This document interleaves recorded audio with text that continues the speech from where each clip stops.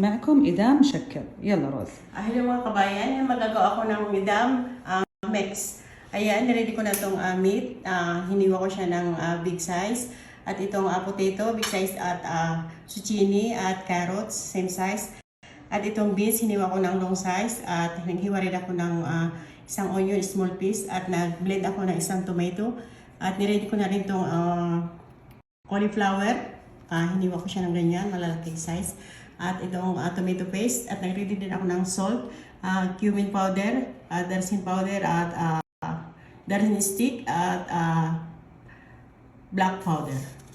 Ito din hiniwa kong mix na ginger at garlic. Itong patsapoy at nilagyan ko na rin siya ng konting oil at ilaan ko na itong hiniwa kong onion.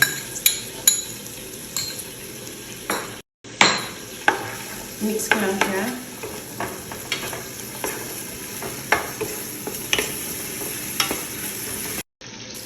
At add ko na itong half tablespoon ng ginger at garlic.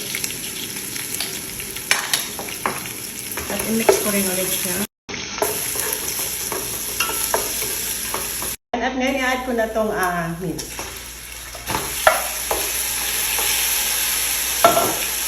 I-mix ko lang siya hanggang mag-white yung kulay. Sa tabi yung meat at ngayon i-add ko na itong half ng tomato paste.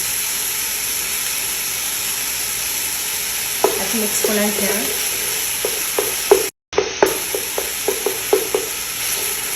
Ngayon i-add ko na itong binili kong tomato at i-mix ko lang siya ng konti.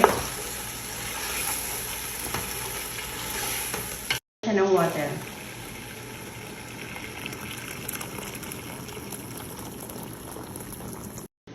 Yan, tatakpan ko na siya at itikip ko siya sa apoy ng 1 hour.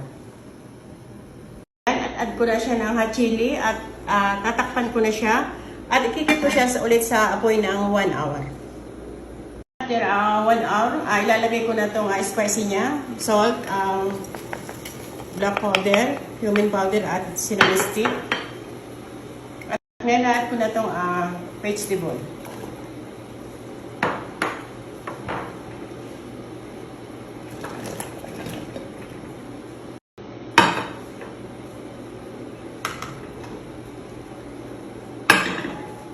Ayan, mix ko lang siya ng konti.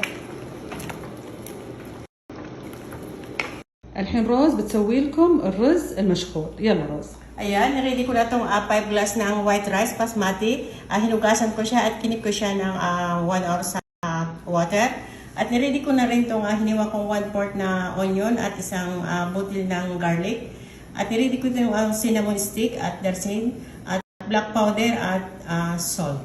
At niready ko na rin itong butter para sa toppings mamaya. Ito na dito sa ako yung pot, nilagyan ko siya ng konting oil at ngayon i-add ko na itong onion at garlic. Mix ko lang siya ng konti. Ginisa ko lang siya ng konti para lumabas yung amoy niya. At ngayon i-add ko na yung water.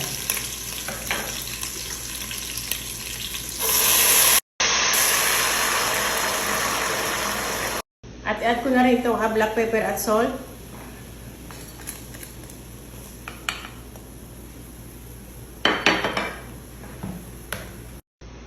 At i-add ko na rin itong rice.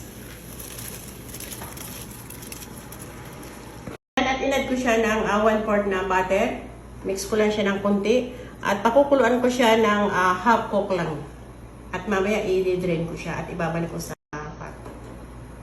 Nilagay ko dito sa ako yung pot at nilagyan ko siya ng konting oil. At ngayon i-add ko na itong hiniwa kong onion. Siya hanggang lumambot yung onion.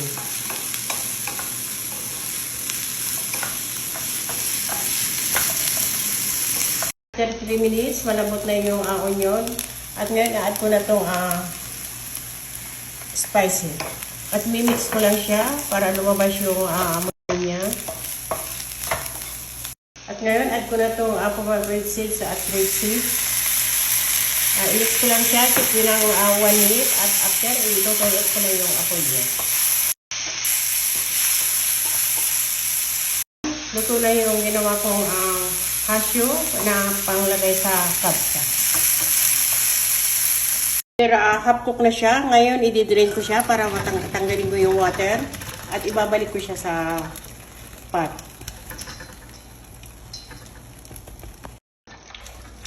At ayan, after na ma-drain ko siya, babalik ko siya sa pot.